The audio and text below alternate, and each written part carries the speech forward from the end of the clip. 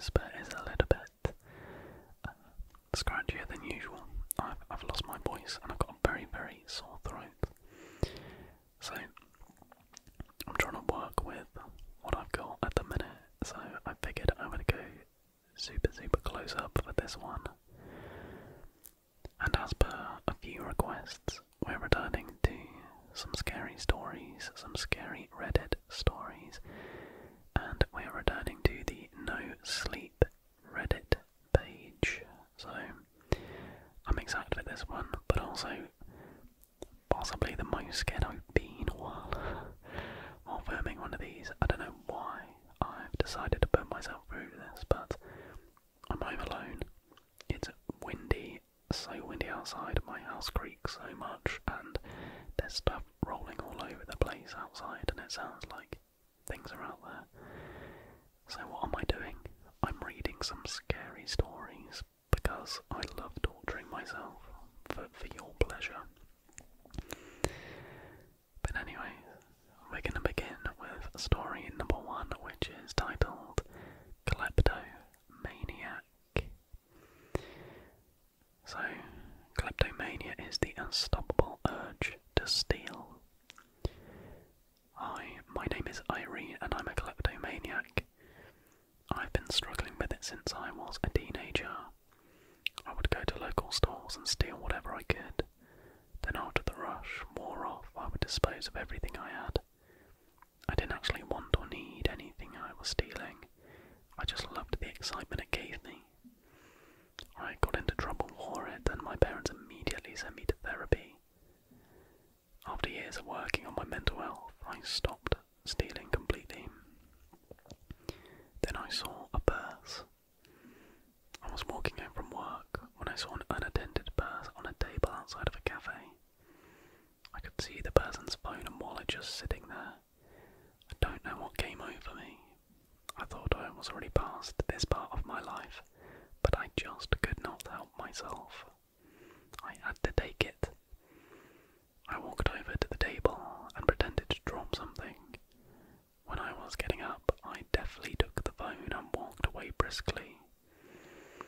The owner of the purse came out of the cafe with her coffee and food and sat down, not realising I had just swiped one of her most important belongings. God, I missed this rush. I practically ran to the train station thinking I was going to get caught. I was buzzing with excitement the entire ride. When I got to my stop, I spotted a trash can. I walked over to throw the phone away, but somehow I just couldn't. For some reason, taking the phone wasn't enough. I had to see what was inside it. I debated with myself for a bit before ultimately deciding to pocket the phone and go home.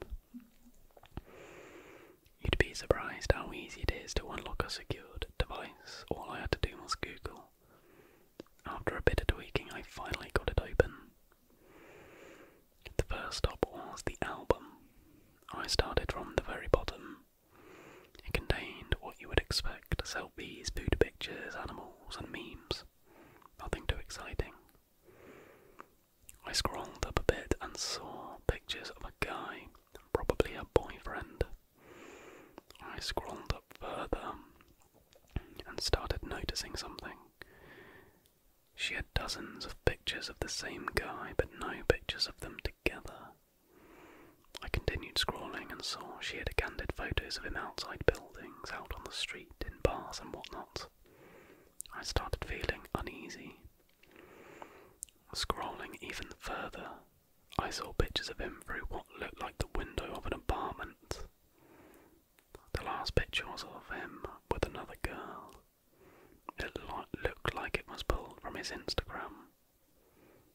What on earth, I said, as if I would stop prying. The next stop was the messages.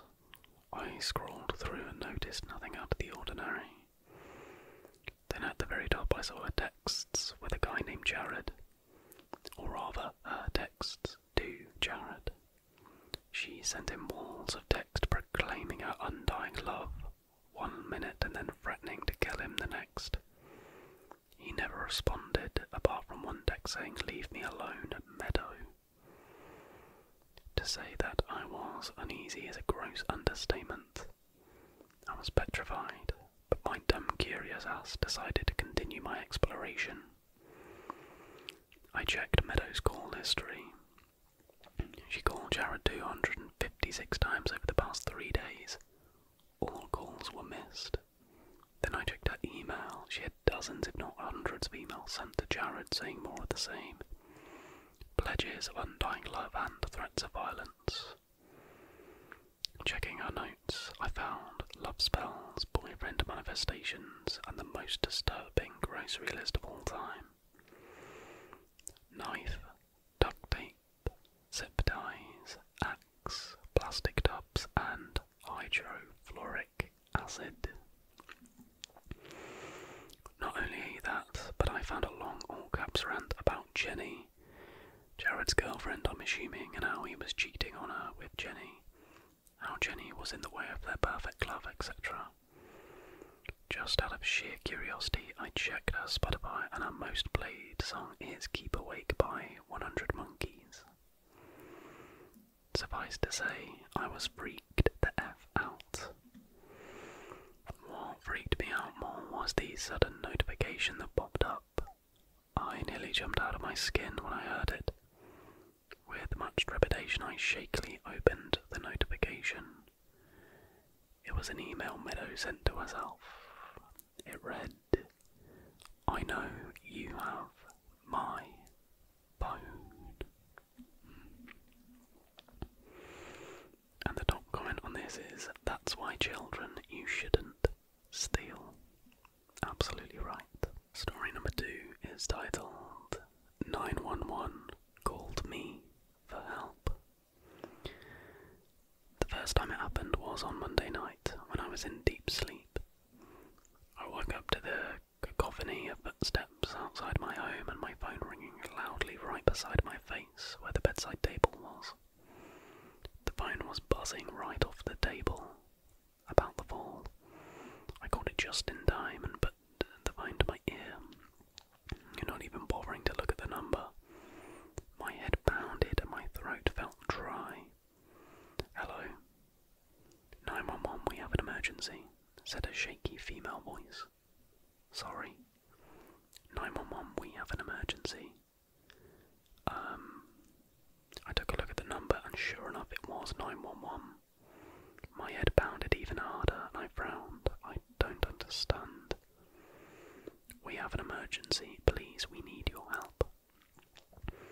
"You need my help?" I asked, incredulous. In my sleepy state, nothing made sense, and whatever she was saying sounded like gibberish to me. "I'm not a police officer." "We need your help." Her voice became more desperate, more demanding. "Please." Her tone had dropped abruptly, and I heard the woman's trembling cry. It sent a shiver up my spine, and I sat up in bed, rubbing my eyes. "Hello?"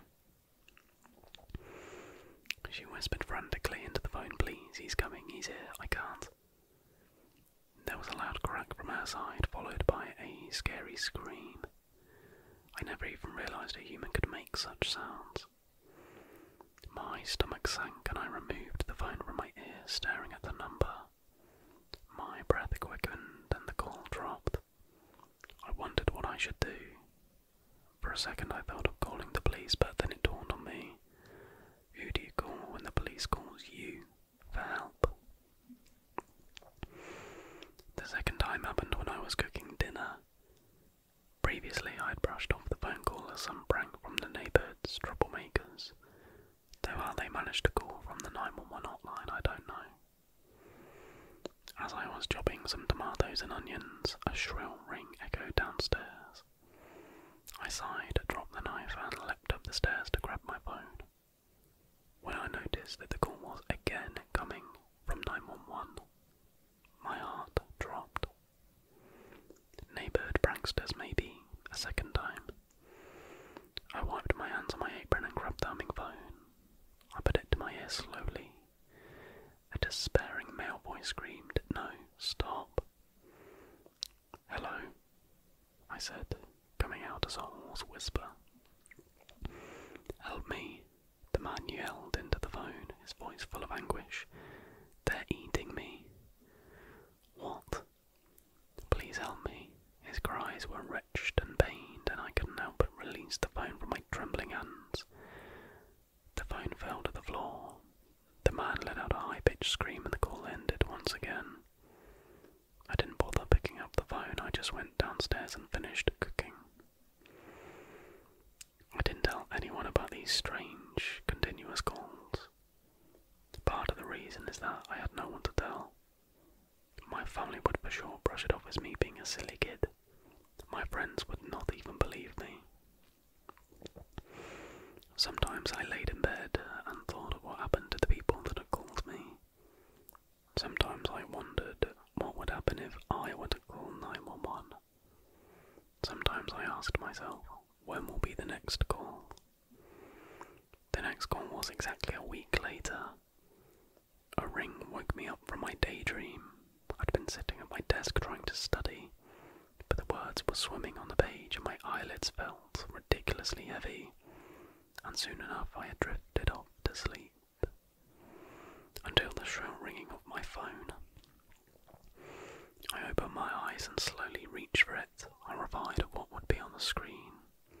Of course it was 911 again. The past week I hadn't gotten any other calls. I debated for a moment whether I should pick up or not. I was convinced now that it wasn't the neighbourhood kids. No one can fake such real anguished screams and cries.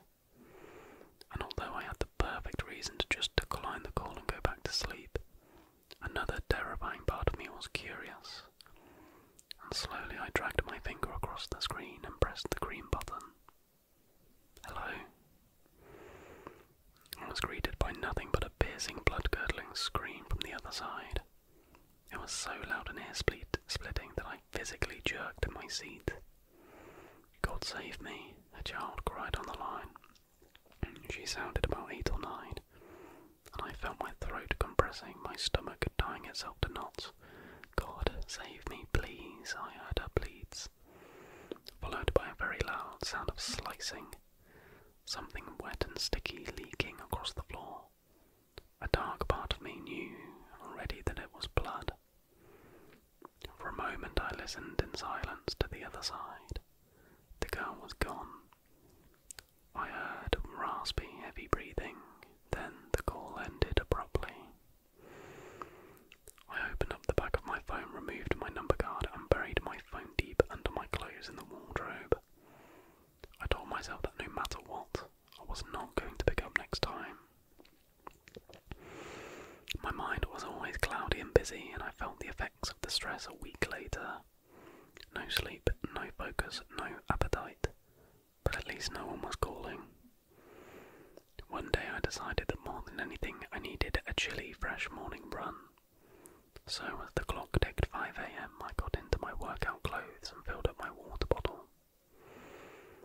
I stepped outside into the cold and took a deep breath. I was determined to forget about the awful calls and give myself a break. I began with a slow jog, then began running. It felt good, the crisp air biting at my skin, my feet making contact with the earth, my body moving. I stopped after a while, breathless, to take a sip of water. As I was drinking, I noticed a very tall man at the corner of the street by the cafe. He was taller than an average man, maybe by 5 or 6 inches. He was lanky and seemed to be woozy by the look of him. I couldn't see his face clearly, but something about him gave me the creeps. I turned to go in the other direction when I heard his deep, wobbly voice call, "Hey, excuse me." I began walking quickly, ready to take off running. Was he to approach me any closer? I looked around. No one was out at such a time. I felt uneasy and began jogging away from the man. I made the mistake of looking behind myself a few minutes into the race. The man was following me, running quite fast. His arms were sat awkwardly by his sides, and the earth seemed to shake every time he took a step. My heart racing, I began running, turning the corner in an attempt to confuse him. My bottle fell out of my hand and clunked to the floor.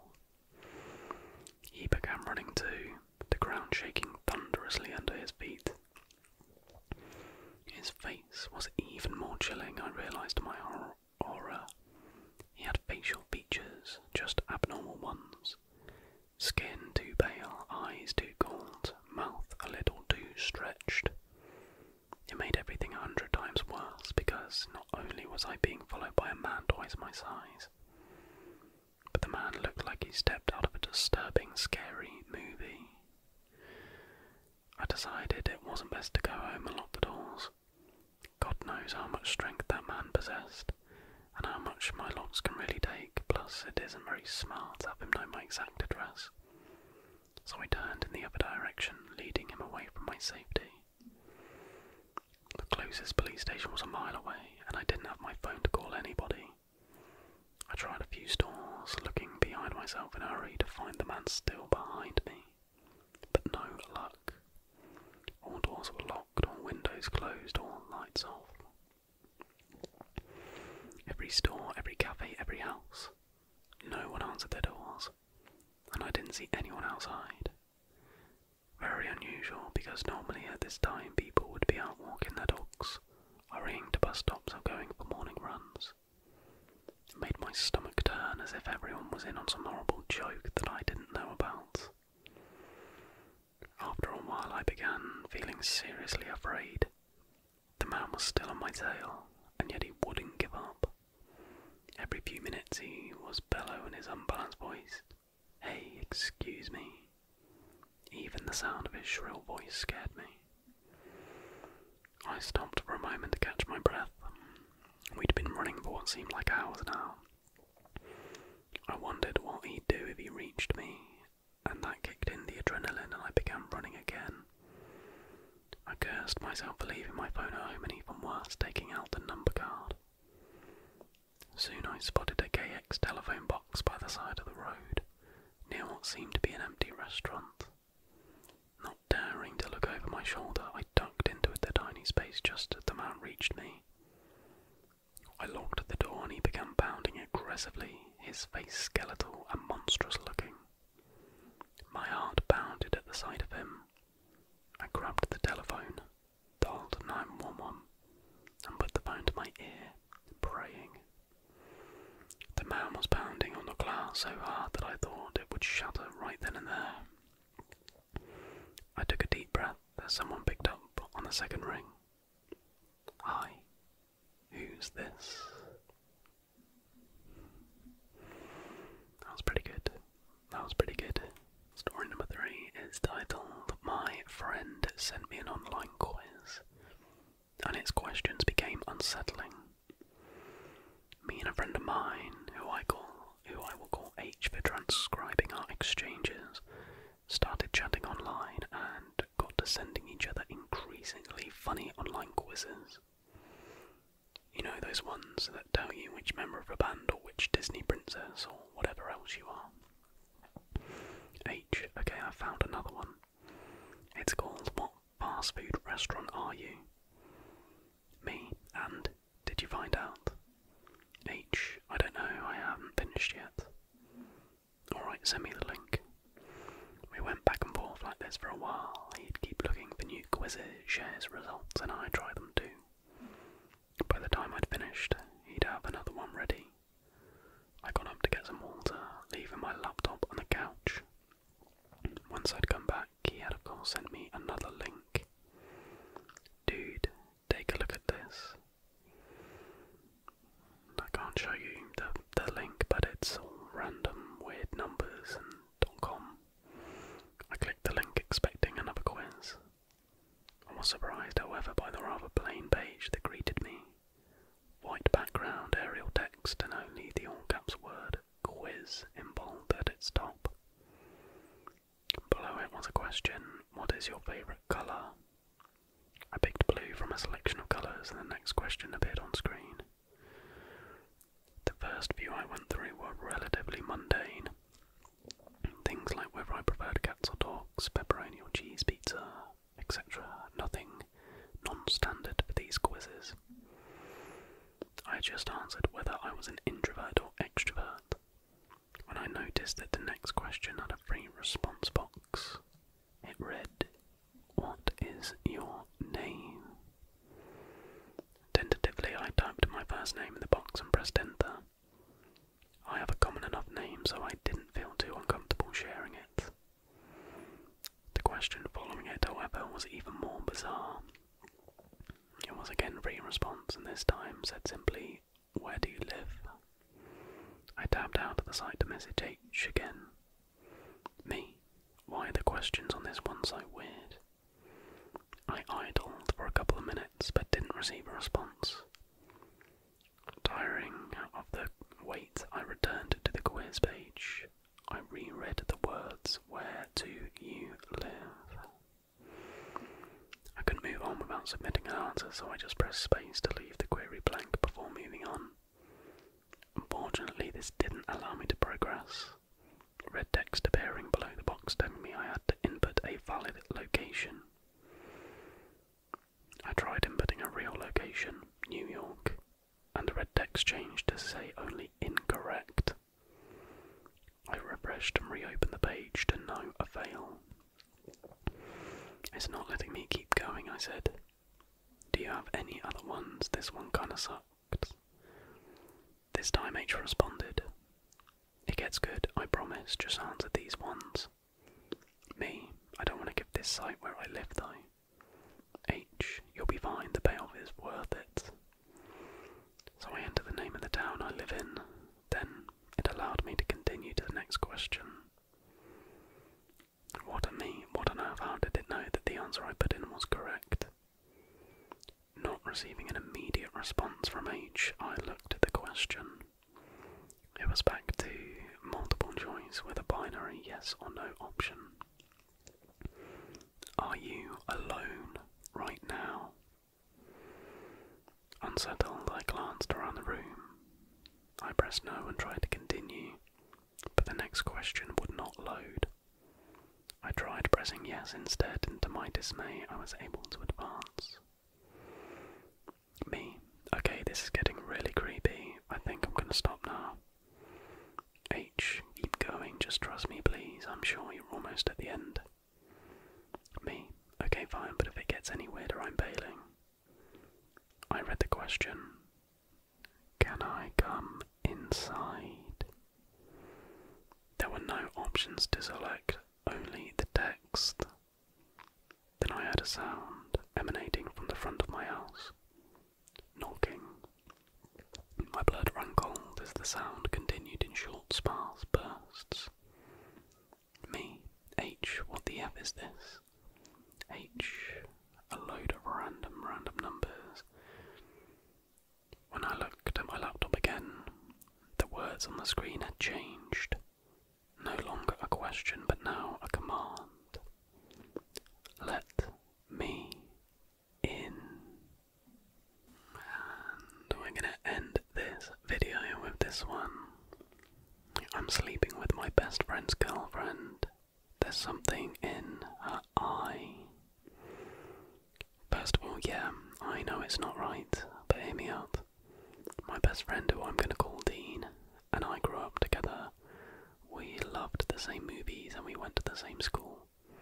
He was the smart guy, the one who helped everybody get ready for an exam. I was the girl who knew how to get fake IDs. We were not exactly popular, but also weren't unpopular. We had just the right amount of friends, we went to the right amount of parties, and we always had each other's back. Then Dean began to date Nicole. We were already in our late 20s and writing a screenplay together. They met at a movie theatre where she worked. Dean fell in love with her right away, but sadly, so did I. She was a really nice, quirky person. I really loved the way her blue-dyed hair fell all the way down to her lower back, while the little piercing she had on her left nostril made her whole face glow. They were together for almost 4 years, and in all that time I never made a move. I loved Dean with all my heart, of course I wouldn't. But then they decided to take a little trip to San Francisco. They stayed at an apartment that used to belong to Dean's sister. They stayed there for 2 weeks, then they came back and everything was different. Nicole began spending more time with me, or so I thought, but in reality, she just wanted to stay away from him. Both of them changed. Dean used to be a smartass, always with a quick response, or always with his old camera, filming everything, was now a distant, cold person. said anything. Eventually I faced him and he just said that while in the apartment, both of them saw something in the walls, and whatever that was wouldn't let them sleep. He and Nicole didn't break up, but they grew distant. She came to me one night claiming that she had a horrible nightmare, but when she woke up, Dean wasn't there. He was in the kitchen facing the wall. I hugged her and she hugged me tighter, and I'm sorry to say that I loved that hug. She slept with me that night. Honestly, I don't know how it happened, but the next morning, once we had woke up, we just kissed. And then we had sex. It went like this for 4 weeks before Dean just abandoned her and me. In those 4 weeks he didn't call me once. Nicole was the only one who had contact with him. I cried, she cried. I went to his place. The walls were torn down, most of them. He left a note. It said, "I saw the colours." And in a separate note which I found on the bathroom it read, "It's in our eyes now." I promised I'll stop sleeping with Nicole, but she needed a safe space. So did I, and honestly I was in love with her. I still love her, wherever she is now. 2 weeks ago we did it again, and after it ended we were lying on the bed just holding hands when I hear something.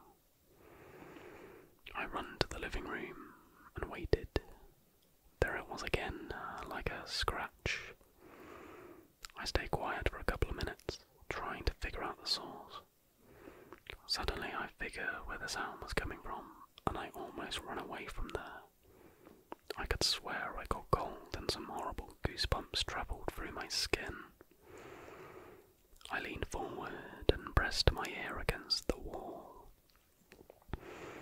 I didn't hear anything but then a scream. It was Nicole. I ran back to the bedroom where I found her on the floor just screaming and crying. She was scratching her eyes. I kneeled beside her and she screamed, "It's in my eye."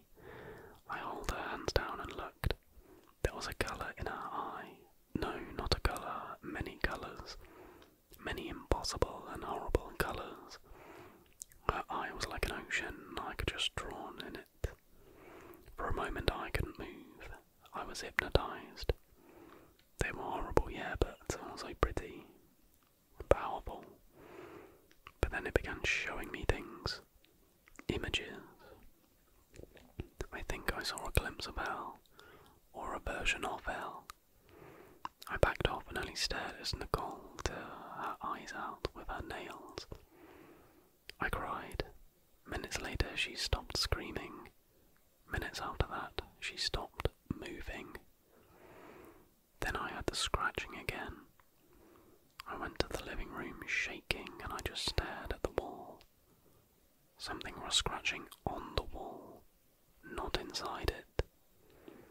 There were small white marks on the wall, then on another wall, and so it went on all night.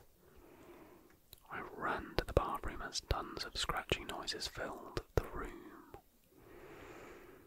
But before I went in I saw her. Nicole was sitting on the bed, waving at me. No eyes on her face, but her smile was all teeth. She kept waving as I locked myself in the bathroom. I slept there for the whole day. I didn't go out. Once I managed to, I saw that the walls were all torn down, or at least most of them, and Nicole wasn't there either. I'm having a breakdown since now I can see a little spark of colour in my eyes. And every night I go to sleep I keep dreaming about the things I saw in Nicole's eyes. And I miss her, and Dean. But a voice in my dream says that I'm going to see them soon. And that, my friends, is gonna do it for tonight's video. Hopefully you found these scary but also relaxing. That is always the aim with these scary Reddit stories. I'm going to go and watch some episodes of VeggieTales to make me not scared so that I can go to sleep. But if you did enjoy this video, everybody, then please give it a like if you're able to. Subscribe